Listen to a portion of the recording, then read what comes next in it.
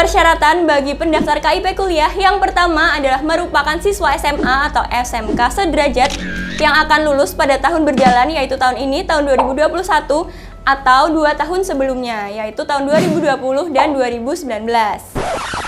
Yang kedua, memiliki potensi akademik yang baik tetapi memiliki keterbatasan ekonomi yang didukung dokumen yang sah.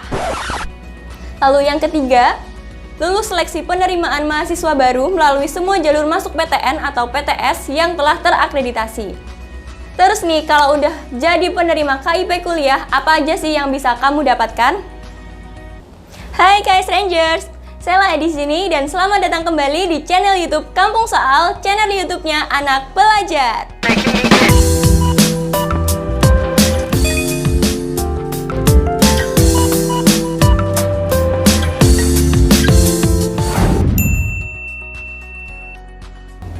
Oke KS Rangers, sebelum kalian menonton lebih lanjut video ini, jangan lupa untuk tekan tombol subscribe dan nyalakan loncengnya supaya kalian semua nggak ketinggalan informasi-informasi terbaru dari Kampung Soal. Oh iya nih, ada yang tahu nggak sih hari ini aku bakal bahas tentang apa? Penasaran nggak sih? KS Rangers, ada yang udah nonton konten kita yang ini? Nah, bagi KS Rangers yang udah follow TikTok kita dan udah nonton konten yang tadi, pasti tahu dong, hari ini aku bakal bahas tentang apa? Yap, bener banget, hari ini aku bakal bahas mengenai KIP kuliah. Dan hari ini aku bakal bahas dan ngasih tahu tahap pendaftaran KIP kuliah secara lebih detail. Jadi bagi KS Rangers yang mau daftar KIP kuliah nih dan masih bingung mengenai cara daftarnya, wajib banget untuk simak video ini hingga akhir ya. Sebelumnya nih KS Rangers, aku bakal ngasih tahu dulu apa sih KIP kuliah. KIP kuliah adalah jaminan negara mengenai keberlangsungan kuliah dan memberikan pembebasan biaya kuliah dan bantuan biaya hidup bulanan bagi mahasiswa yang memenuhi syarat ekonomi dan akademik. Lalu, apa aja sih syaratnya untuk bisa daftar KIP kuliah? Persyaratan bagi pendaftar KIP kuliah yang pertama adalah merupakan siswa SMA atau SMK sederajat yang akan lulus pada tahun berjalan, yaitu tahun ini, tahun 2021, atau 2 tahun sebelumnya, yaitu tahun 2020 dan 2019.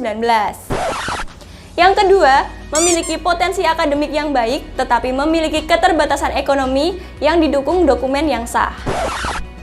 Lalu yang ketiga, lulus seleksi penerimaan mahasiswa baru melalui semua jalur masuk PTN atau PTS yang telah terakreditasi.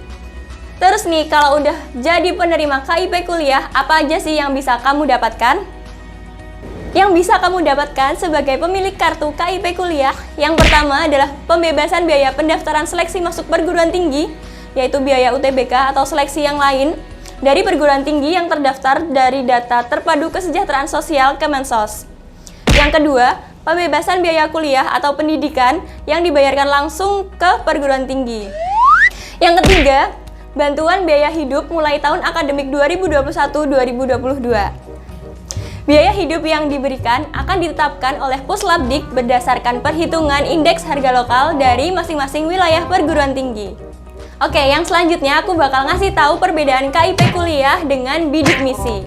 Bidik misi lebih ke menanggung pemberian biaya hidup dan UKT mahasiswa. Sedangkan KIP kuliah lebih ke pemberian UKT dan uang buku seperti yang telah diusulkan oleh Kemenristekdikti. KIP kuliah memberikan prioritas untuk mahasiswa yang kuliah di bidang sains dan vokasi. Dan juga bagi kamu pemilik KIP semasa sekolah, berarti kamu sudah memenuhi persyaratan untuk bisa mendaftar KIP kuliah. Perbedaan ketiga adalah kuotanya. Sejak diadakan pada tahun 2010, bidik misi ini ditargetkan mencapai 600.000 mahasiswa yang menerima. Sedangkan untuk KIP kuliah ini hingga 5 tahun ke depan ditargetkan penerimanya ini sebanyak 2 juta mahasiswa. Dan perbedaan selanjutnya adalah besaran biaya yang diberikan kepada mahasiswa. Bagi pemegang KIP kuliah akan diberikan 6,6 juta per mahasiswa.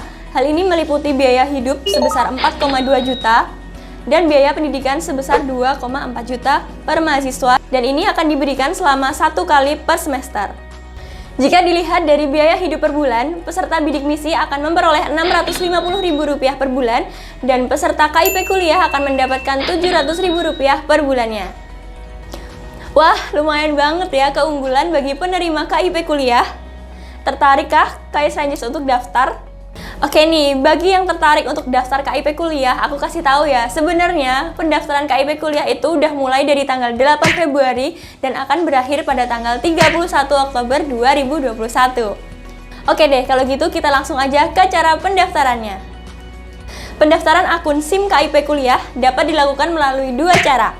Yang pertama, mahasiswa bisa mendaftar secara mandiri, dan yang kedua, perguruan tinggi bisa mendaftarkan mahasiswanya yang sudah diterima dan melakukan registrasi. Untuk pendaftaran di akun SIM KIP kuliah, calon penerima harus memasukkan data yang valid sebagai berikut. Yang pertama, nomor induk kependudukan atau NIK. Yang kedua, nomor induk siswa nasional atau NISN. Dan yang ketiga, nomor pokok sekolah nasional atau NPSN. Calon penerima juga harus memiliki email yang aktif untuk pengiriman kode pendaftaran dan kode akses setelah sistem KIP kuliah berhasil melakukan validasi NISN, NIK, dan NPSN. Kita langsung aja ke tahapan pendaftaran KIP kuliah. Siswa melakukan pendaftaran akun secara mandiri di SIM KIP kuliah melalui laman kipkuliah.kemendikbud.go.id atau melalui KIP kuliah mobile apps yang berbasis Android. Pada saat pendaftaran, siswa harus memasukkan NIK, NISN, NPSN, dan alamat email yang aktif. Selanjutnya, sistem KIP kuliah akan melakukan validasi NIK, NISN, dan NPSN, serta kelayakan mendapatkan KIP kuliah. Jika proses validasi berhasil, sistem KIP kuliah selanjutnya akan mengirimkan nomor pendaftaran dan kode akses ke alamat email yang telah didaftarkan. Siswa masuk ke dalam SIM KIP kuliah dengan memasukkan nomor pendaftaran dan kode akses untuk menyelesaikan pendaftaran KIP kuliah dan memilih proses seleksi yang akan diikuti, yaitu SNMPTN atau SBMPTN ataupun ujian mandiri. Selanjutnya, siswa menyelesaikan proses pendaftaran di portal atau SIM KIP kuliah sesuai jalur yang telah dipilih pada seleksi nasional atau pada seleksi masuk perguruan tinggi. Bagi calon penerima KIP kuliah yang telah dinyatakan diterima di perguruan tinggi, dapat dilakukan verifikasi lebih lanjut oleh perguruan tinggi sebelum diusulkan sebagai calon mahasiswa penerima KIP kuliah. Alur pendaftaran KIP kuliah pada umumnya seperti ini, guys.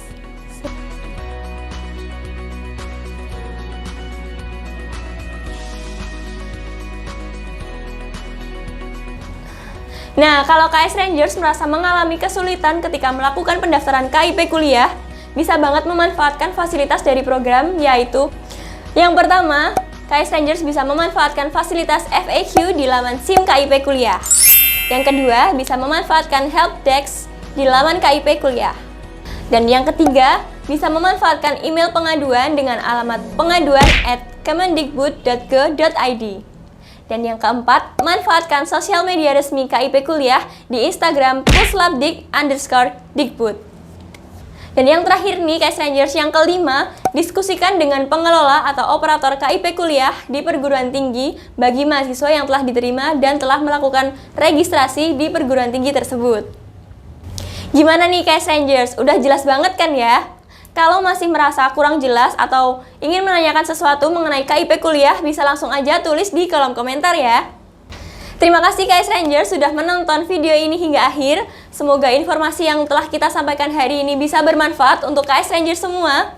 Jangan lupa untuk like, komen, subscribe, dan bunyikan loncengnya, serta share video kita ke sosial media kalian, supaya kami di sini lebih bisa semangat lagi untuk membuat konten yang bermanfaat bagi kalian. Nah, kira-kira abis ini KS Rangers pengen dibikinin konten tentang apa lagi nih? Langsung aja komen di bawah ya. Yang terakhir nih, aku nggak bosan-bosan untuk ingetin KS Rangers semua untuk follow Instagram, Twitter, dan TikTok kita di @kampungsoal. Sampai jumpa di konten selanjutnya. Bye!